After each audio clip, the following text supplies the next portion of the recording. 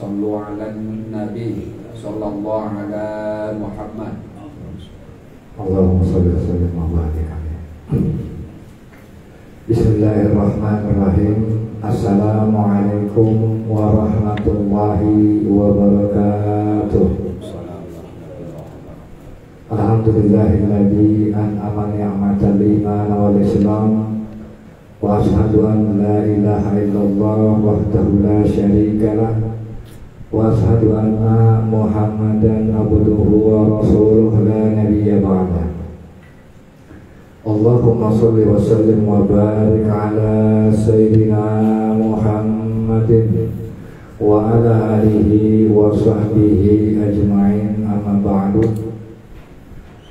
Allahumma rabbi shrah li sadri wa yassir li amri wahlul 'uqdatam min lisani yafqahu qawli.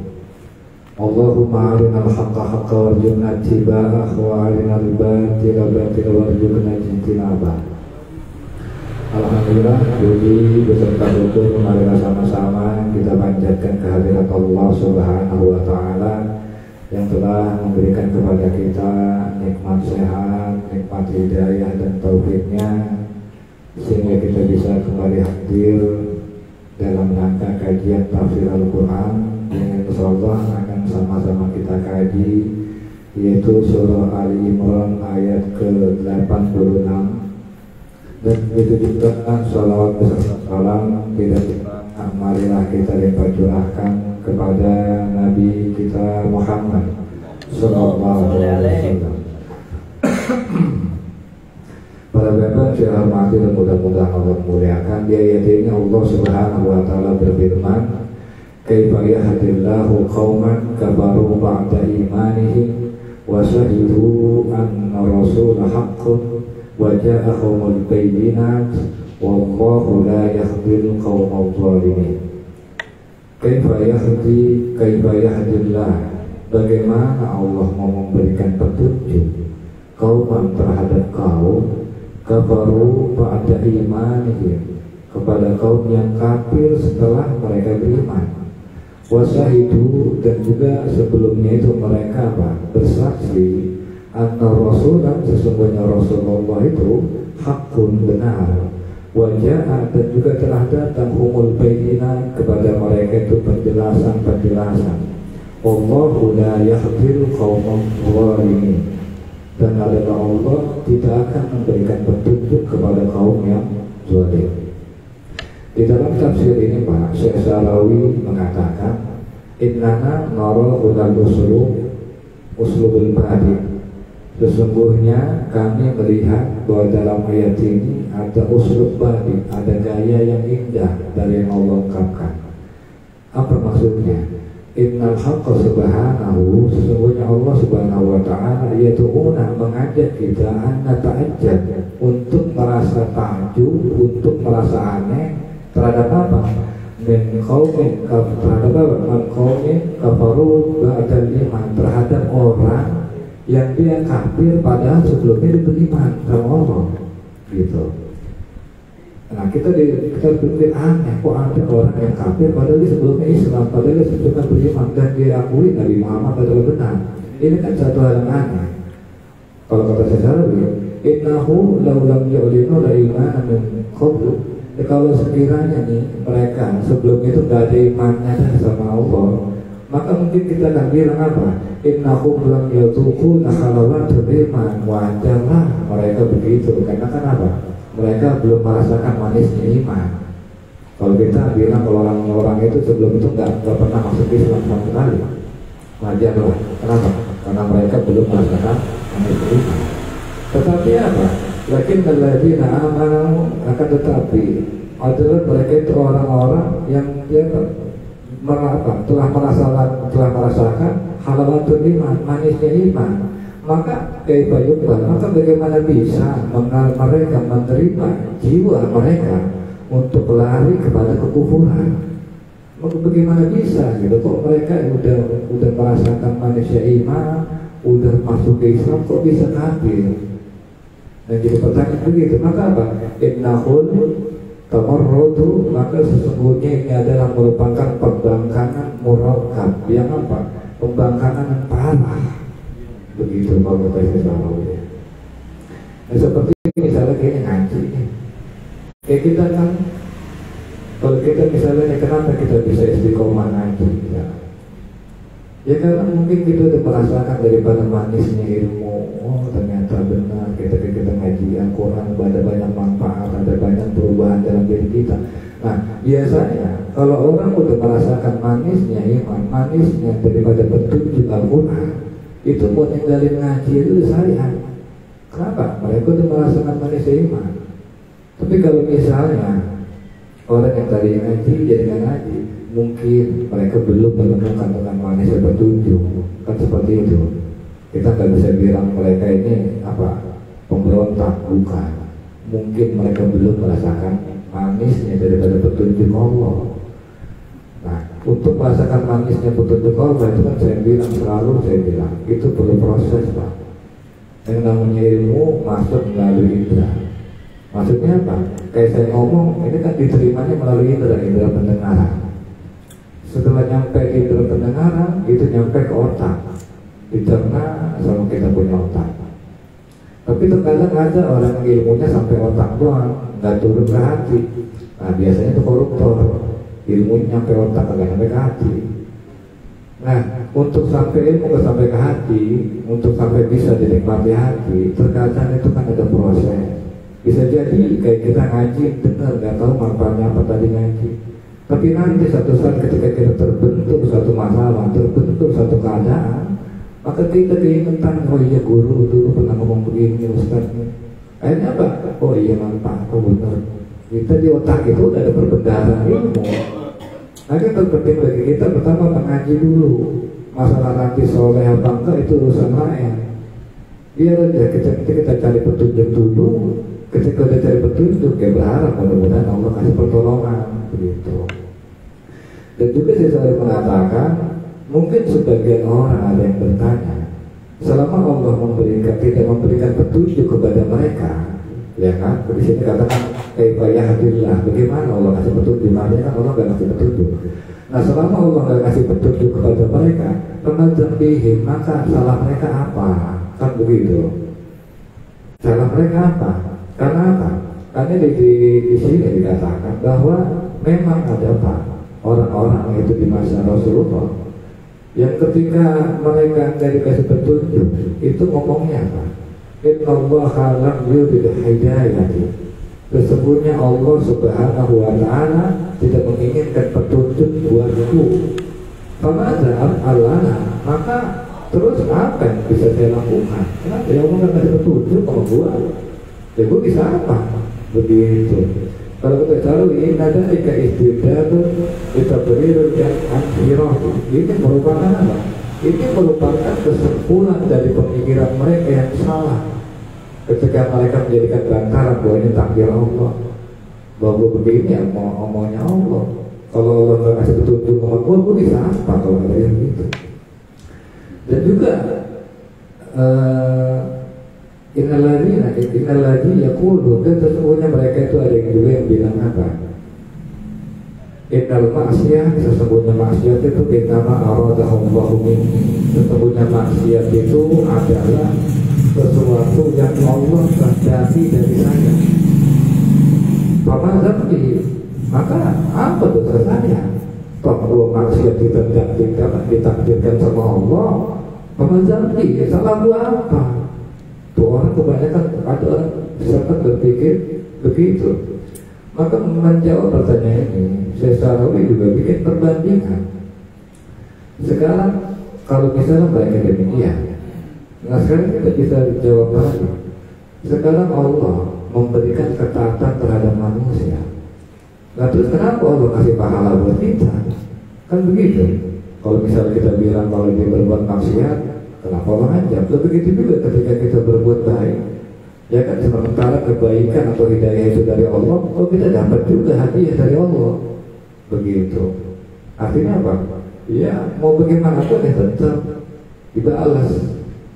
Tetapi kalau Syekh Said Ramadan Al-Buti mengomentari masalah takdir ini, beliau bilang apa? Jadi namanya takdir itu Pak terbagi dua. Yang pertama, takdir yang merupanya itu berbentuk ketetapan. Yang kedua, takdir itu bentuknya pilihan. Yang pertama, takdir Allah berbentuk ketetapan, yaitu apa? Dimana Allah menetapkan kepada kita nggak bisa milih. Contoh, Allah menetapkan kepada kita, mentakdirkan kepada kita dilahir di apa? Kalau dari rahim konglomerat atau orang melarat. Nah itu kita nggak bisa milih. Terserah Allah, kita mau dilahirin dari orang kaya, orang susah, kita dilahirin jadi pria atau wanita, itu takdir ketetapan Allah yang kita nggak bisa pilih, kita harus terima. Dan bahkan Allah tentukan kita sakit atau enggak, Allah tentukan kapan kita punya waktu ajal kita. Itu apa? Itu ketetapan Allah yang kita nggak bisa menolak. Kita seolah-olah seperti wayang yang dalam hal ketetapan ini kita diatur, kita layaknya seperti wayang, dan kita nggak bisa berontak. Ini takdir yang pertama, Pak. Sementara ada takdir kedua, yaitu berupa pilihan-pilihan. Contoh, ketika kita ketetapan umur itu kan ketetapan takdir Allah berbentuk ketetapan. Nah, sementara bagaimana menggunakan umur tadi itu pilihan Bapak-bapak. Dan yang akan dipertanyakan Allah itu bukan ketetapan. Allah nggak nanya, kenapa lu umur lu sampai 60 misalnya kan? Nggak nanya. Masalah umur sampai 60 itu kan itu urusan Allah. Tapi yang Allah tanya apa? Di umur 60 yang lu gunakan, di umur yang apa? Umur yang Allah kasih 60 itu lu gunakan buat apa? Itu yang ditanya sama Allah. Kenapa? Karena itu pilihan-pilihan. Bahkan Pak, hidup kita ini semuanya adalah rangkaian pilihan-pilihan. Dari mulai kita bangun tidur sampai kita mau tidur. Dari mulai kita bangun tidur, kita disuruh milih mau narik selimut atau mau ambil wudhu, kan gitu. Karena kita pilih agama nantilah subuh besok bisa, misalkan. Ya udah, berarti kita memilih yang salah, dan itu akan dipertanggungjawabkan. Dan bahkan ketika hendak tidur, dan ketika misalnya kita kerja nih, kita pekerjaan, kerja kita di kantor, mau korupsi apa enggak? Jika tergantung kita korupsi, ya udah itu pilihan kita akan nanggung. Kalau dagang mau dikurangi enggak timbangannya nih, apa enggak? Itu pilihan lagi. Kalau misalnya kita mau jujur, insya Allah akan ada kebaikan yang Allah beri hati. Karena apa? Itu berbentuk pilihan. Dan bahkan ketika kita tidur, apakah kita memaafkan kesalahan orang atau tetap membiarkan kesalahan itu dibawa sampai mimpi kita kesal sama orang, apa bagaimana? Pilihan lagi. Artinya dari awal kita bangun sampai tidur itu Pak, rangkaian dari pilihan-pilihan. Gitu, makanya kita nggak bisa bilang lah itu Allah menghendaki apa? Menghendaki gue berbuat maksiat atau nggak kasih petunjuk. Bukan Allah nggak kasih petunjuk, Allah udah kasih pilihan, cuma kita nggak mau milih. Begitu. Kalau masalah takdir kita dijadikan dari orang susah, kita ditakdirkan punya jabatan atau enggak, kita nggak akan ditanya kenapa lo ke jabat ini. Enggak, kalau tanya Allah nggak nanya kenapa lo ke jabat ini, lu ke jabat ini apa yang lo perbuat, kan begitu. Ketika ke jabat misalnya presiden, apa yang udah lakukan, apa kalau amanah apa enggak, Allah nggak nanya kenapa lo jadi presiden, kenapa? Karena namanya jabatan apa? Itu kan pemberian dari Allah. Gitu, artinya segala pemberian dari Allah berupa ketetapan, Allah nggak akan tanya. Tapi Allah tanya adalah apa? Pilihan-pilihan itu. Bagaimana lu melalui hari ini, apa ikut ngaji apa enggak, kan gitu. Pilihan, Bapak mau ngaji enggak? Pilihan Bapak, kembali ke Bapak masing-masing. Kalau misalnya Bapak ngaji nanti akan ada balasan, kalau enggak juga nanti ada balasan. Begitu Pak. Makanya masalah mereka itu orang-orang kafir ketika itu udah salah gitu. Dan juga di sini dikatakan apa? Kaifa yahdi, bagaimana Allah memberikan petunjuk. Nah, di sini Pak Syekh mengatakan innal hidayah, sesungguhnya hidayah atau petunjuk itu ta'ti bima'ana ihina. Sesungguhnya hidayah itu ada memiliki dua makna. Yang pertama yaitu apa? Aidalla ala tariq muwasilata li ghayatil marjuah. Jadi namanya hidayah yang pertama yaitu menunjukkan kepada jalan yang mengarah kepada tujuan yang diinginkan. Itu namanya petunjuk. Seperti apa? Seperti rambu-rambu yang ada di jalan, misalnya nih, ke Jakarta 5 kilometer lagi, ke Bandung misalnya 200 kilometer lagi. Nah itu petunjuk. Hidayah itu artinya apa? Yang pertama, pengertian hidayah itu adalah petunjuk yang mengarahkan kita kepada tujuan yang diinginkan. Nah ini juga yang merupakan isyarat dari Allah, Pak, bahwa Al-Quran ini, Pak, ya, Al-Quran ini adalah petunjuk Allah berupa apa? Berupa sebuah cara yang akan menunjukkan kita untuk sampai kepada tujuan akhir kita.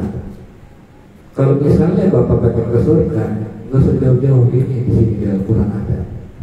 Kalau Bapak pengen menghindari neraka, di Al-Quran dikasih tahu caranya. Tinggal tergantung bagaimana kita menerima kayak petunjuk Al-Quran. Cuman kan yang kita tahu, Pak, di masyarakat umum, semua orang ketika ditanya, tahu nggak itu apa Al-Quran? Tahu apa? Petunjuk Allah. Kita cuma bisa jawab petunjuk Allah tanpa pernah kita menggali daripada apa sih petunjuk yang Allah yang ada di dalam Al-Quran. Kita nggak gali, cuma kita tahu petunjuk kan. Tapi kita nggak pernah gali. Jangan ngomong amalin, gali ini nggak. Gitu. Oke lah, kita baca bagus, berpahala. Cuman kenapa kita nggak mengkaji isi daripada maksud Al-Quran ini, Pak? Kan kalau Bapak tahu, Pak, Rasulullah SAW itu nggak bikin, kenapa Rasulullah nggak bikin tafsir Al-Quran? Padahal ya kalau ngomong paling bisa banget, ya kan?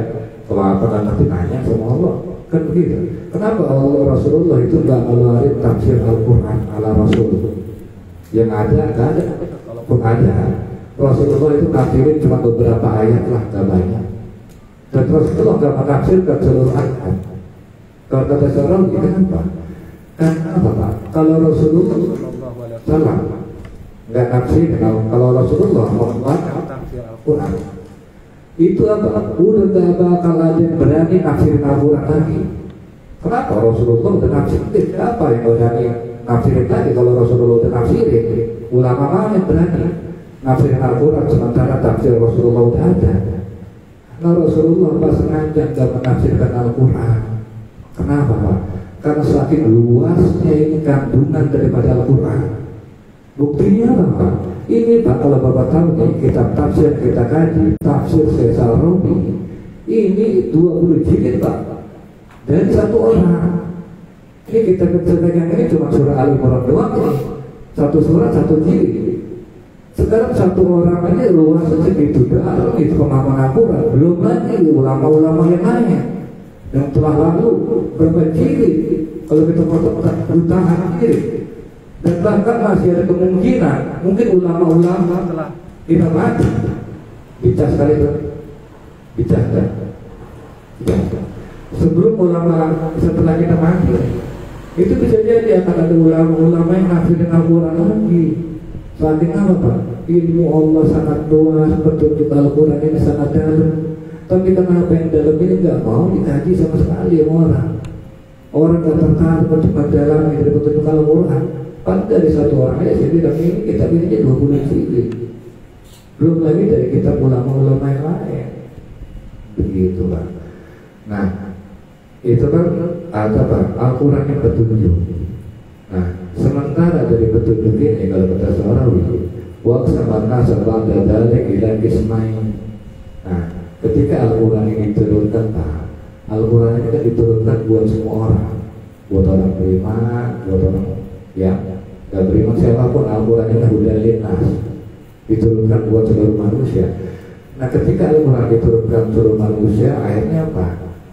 Maka sekarang mengatakan pada dalika ila kisman, ada yang terbagi menjadi dua, Pak. Itu apa? Orang yang mengimani sama orang yang mengkufuri. Ya pengajiannya, misalnya kan nggak semua, ada yang orang menerima, ada yang enggak. Itu tetap kebagi dua. Nah, dari kebagi dua tadi, kalau untuk orang-orang yang menerima Al-Quran sebagai petunjuk, maka kalau kata Sarawi, dia akan mendapatkan petunjuk yang kedua, Pak, yaitu apa? Wata'ni al-ma'unah, hidayah yang kedua, yaitu hidayah pertolongan. Gitu. Syaratnya kalau kita mau ditolong Allah, mau mendapat petunjuk Allah, Ibarat kita nih datang ngaji dulu loh. Kalau kita udah ngaji, nanti Allah tolong. Gitu apa dikasih nih hidup begini. Kalau punya masalah begini, dengan kelangkaan jam ke sono tapi ke sini. Kalau nanti ada masalah ini dan itu, terus jauh-jauh lari ke sini. Nanti Allah arahin tuh. Salah satu menerima Al-Quran atau menerima Islam. Kalau misalnya kita mau menerima, maka akan Allah tolong, akan Allah arahi, akan Allah tunjukin kepada kita jalan yang benar. Dan ini adalah pengertian daripada hidayah yang kedua. Jadi hidayah itu ada dua. Yang pertama dalalatan, yaitu dalil, yaitu seperti Al-Quran, itu hidayah pertama. Dan juga watakuna perbuatan saniyata, dan hidayah yang kedua itu yaitu mau nata, yaitu hidayah yaitu berupa apa? Berupa pertolongan. Mantuai insan, dan siapa orang yang ditolong kalau kata Sarawi oleh Allah dan hidayah mauna, yaitu innal ladzina yu'inuhu huwa amanu bihi, yaitu orang yang beriman kepada Allah, yaitu orang yang mau menerima Allah, orang yang mau menerima Al-Quran itu dengan ditolong Allah. Aman kafara billah, dan pun orang yang kafir terhadap Allah, fala yu'inuhu, maka Allah tidak akan tolong. Begitu. Dan di sini Sesarawi memberikan perumpamaan. Jadi kalau kata Sesarawi mengenai hal ini, beliau memberikan perumpamaan. Jadi ada seseorang yang dia melakukan perjalanan, tujuannya ini Iskandaria kalau kata Sarawi. Nah ketika dia di persimpangan, dia bingung nih, belok kanan, belok kiri, kan begitu. Tapi di persimpangan itu ada polisi. Nah ketika itu dia nanya sama polisi tadi, ayo tolong ke Iskandaria.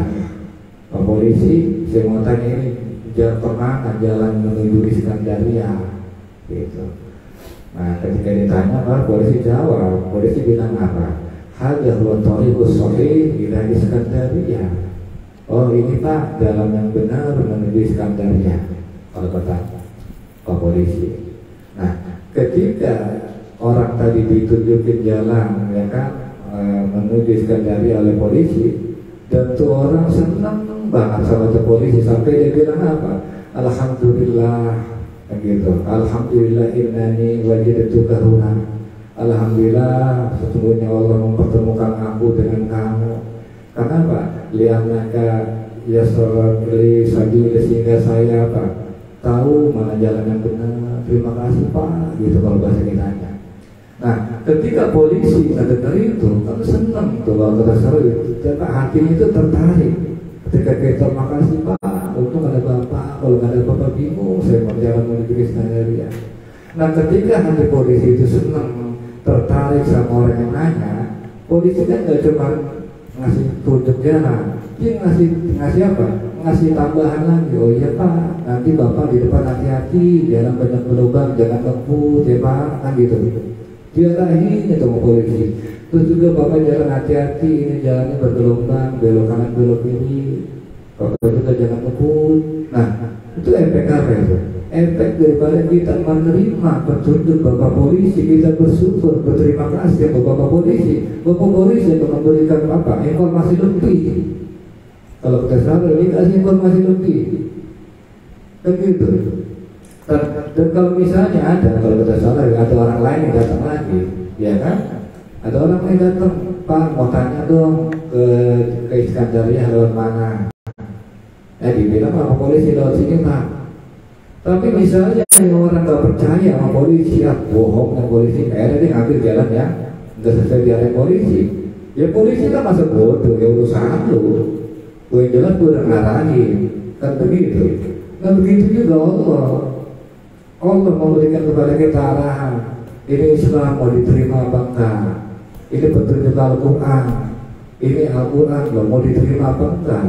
Kalau misalnya kita mau terima, mau dengerin, mau duduk ngaji, mau tahu lebih dalam apa yang di Al-Quran, ya kan kita senang ditakdirkan Allah menjadi orang yang duduk di majelis Al-Quran, maka sabar Pak, Allah bakal senang dan Allah akan ngasih petunjuk Bapak pelan sampai Bapak akhirnya ngerti tentang apa?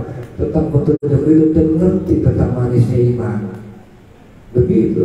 Dan kalaupun misalnya Bapak-Bapak nih nggak mau menerima Islam, nggak mau ngedengerin kajian tafsir Al-Quran, Allah masa bodoh, nggak peduli, ya kan?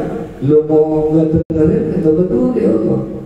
Yang jelas kalau lu salah, dengan dari mana-mana lu tersesat, ya jadi aja. Dan yang jelas Allah udah kasih pilihan, gitu. Tinggal bapak-bapak mau terima apa enggak. Kalau misalnya terima ya syukur, kalau enggak ya udah. Dan inilah yang dimaksud daripada apa? Walladzina tadau jadahum huda. Dan orang-orang ihtadau yang mau menerima petunjuk jadahumul huda, maka Allah tambahkan buat mereka petunjuk. Wa atahum takwahum, dan Allah akan balas ketakwaan mereka. Itu artinya kalau misalnya awalnya gitu dan nerimanya Islam sebagai agama, awalnya gitu dan nerimanya Al-Quran sebagai petunjuk, maka apa? Kalau misalnya kita benar-benar menerima tadi, maka apa? Jadi Allah jada huda, maka Allah tambahkan bagi mereka petunjuk. Begitu Pak. Syaratnya apa? Syaratnya kita mau duduk dulu, kita mau dengerin dulu kajian tafsir Al-Quran. Kalau misalnya kita menerima nih apa yang disampaikan dalam kajian tafsir Sarawi ini, ya kan? Maka apa? Ya ada hukum akan tambahkan petunjuk. Jawabnya kan? Jadi itu kan kita nambah ilmu, nambah petunjuk. Oh iya, oh benar, oh begitu ya, oh maksudnya Allah begini ya, kan begitu. Syaratnya apa? Terima dulu, mau terima nggak petunjuk Allah, begitu. Dan juga kalau misalnya kita nolak, sebaliknya kalau bapak nolak, nggak mau misalnya kamu ngaji buat malas, capek, malam-malam apa ngantuk misalnya, maka apa? Ya Allah juga akan nolong. Makanya kembali ke pengertian ayat kaifa yahdillahi qauman kafaru. Bagaimana Allah bisa memberikan petunjuk kepada mereka orang-orang yang kafir setelah mereka tahu Al-Quran ini petunjuk tapi ditolak, ya kan? Islam ini agama yang selamat tapi ditolak. Kajian Al-Quran misalnya mengkaji tentang kajian apa petunjuk-petunjuk itu nggak mau didengar. Ya jadi makanya masalahnya apa? Kaifa yahdimu, ya kaifa yahdillah. Bagaimana Allah mengasih petunjuk? Kan begitu. Lu udah tahu Al-Quran petunjuk, lu nggak mau dengerin. Nah ini maksud pengertiannya ke situ, begitu. Nah terus juga di sini di kelanjutan ayat Sarawi Allah Subhanahu Wa Taala berfirman, ulaika jazaohum anna alaihim la'natullahi wal malaikati wan nasi ajma'in. Dan mereka orang-orang yang menolak, ya kan, menolak Islam, keluar dari Islam, kufur setelah mereka beriman, maka apa? Ulaika bagi mereka jazaohum, balasan mereka alaihim, sesungguhnya atas mereka itu laknatullah, yaitu apa? Laknatullah, yaitu laknatullah. Kalau Allah betul melaknat, maka apa? Ikut supaya yang lain, wal malaikat wan nasi ajma'in, semuanya kompak. Kalau Allah udah laknat nih, itu kompak, malaikat ikutan, manusia semuanya ikut-ikutan. Bahkan orang kafir juga bakal melaknat. Nah, itu bagaimana orang kafir jadi ikut-ikutan melaknat? Karena kan di sini katakan kan ajma'in, semua manusia. Ya sekarang yang namanya orang Pak, yang namanya kejahatan, ya kan? Kalau misalnya nih dia orang jahat apa? Dia maling, tapi kan dia nggak senang kalau barangkali maling, ya kan begitu. Dia tukang perkosa orang, kan tapi dia juga nggak senang. Atau orang yang perkosa keluarganya, tetap aja namanya keburukan, yang namanya kejelekan, gak ada yang suka orang. Mau orang Kristen kayak mau orang Hindu kayak mau orang Buddha, yang namanya kejelekan orang udah gak demen aja udah. Kalau mau orang kagak beres mah, jangan bukan cuma orang ini, semua orang Muslim itu udah gak bakal demen, orang kagak bener. Kenapa? Ya karena itu tadi, kalau Allah udah laknat, yang lain semua ikut-ikut.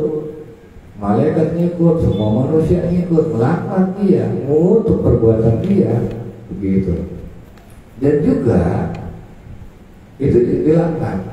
Dan juga khalidina fiha, dan mereka dimasukkan pihak di neraka itu dia kekal di dalamnya. La tukhaffaf, jangan diringankan ahum bagi mereka al-azab, itu azabnya, walahum yundurun, dan mereka nggak akan ditangguhkan azabnya tadi. Maksudnya gimana? Wa makna la tukhaffafu anhumul azab, dan maksud daripada Allah tidak meringankan azab pada mereka itu bahwa apa? Bahwa sesungguhnya, kalau kita salah, sesungguhnya azab buat mereka itu tetap daiman abada, tetap selamanya. Itu juga enggak ada masa-masanya. Kalau misalnya, kalau kita sesarawi, misalnya dia dibakar, terus kulitnya itu kebakar, matang, kan selesai itu, maka apa? Maka Allah jadi kulit baru. Makanya kan di dalam ayat Quran Allah Subhanahu Wa Taala bilang apa? Innal ladzina kafaru bi ayatina, sesungguhnya orang-orang yang kafir, kufur terhadap ayat-ayat kami, sawfa qad tusbihim, Allah masukkan mereka neraka ke dalam neraka jahanam. Kullama nadijat, kemudian mereka kulitnya itu kan dibakar terus matang, terus menyangkut juluduhum, kulit mereka setelah udah matang, udah halus apa? Badalnahu, diganti juludan dengan kulit goiroha yang baru lagi itu, diganti kulit baru. Liyatukul azab, supaya mereka merasakan azab. Innallaha kana azizan hakima, sesungguhnya Allah Subhanahu Wa Taala adalah yang maha agung, maha bijaksana. Nah, kenapa di sini dikatakan apa? Kalau Allah bakar dia masuk ke dalam neraka, terus kulitnya matang, kulit tidak punya, diganti kulit baru, Pak, itu apa? Supaya dia merasakan. Karena kalau kata Sesarawi, menurut ilmuwan, ya kan, kalau seseorang udah dipukul, itu kulit seseorang itu Pak peka terhadap rasa sakit akibat pukulan 20 kali. Kalau orangnya dari pukul cetek itu 20 kali itu baal di punya kulit, ya kan begitu. Kalau istilahnya hitungan ilmuwan, kalau kulit itu dari dipukul-pukul pokok udah baal. Nah, kalau Allah itu punya metode lain. Kulit udah hancur, ganti kulit baru. Biar apa? Biar lu rasain, gitu. Karena kan kalau kulit udah, kalau salah, kalau udah 20 kali ya campur itu udah bakal, udah gak ngerasa sakit. Maka cara Allah apa? Oke, itu kata lu ganti, ganti kulit baru, rasain lagi itu dari nol sakit, nggak ada kasonya. Dan itu kan dia maksud apa? La tukhaffaf anhumul azab, nggak ada bahasa diringankan buat mereka wajar. Coba. Dan yang terakhir, illal ladzina tabu min ba'di dzalika wa aslahu fa innallaha ghafurur rahim, kecuali itu apa? Orang-orang yang tabu, yang kembali, yang tobat min ba'di dzalik, setelah melakukan kekufuran tadi, setelah melakukan penolakan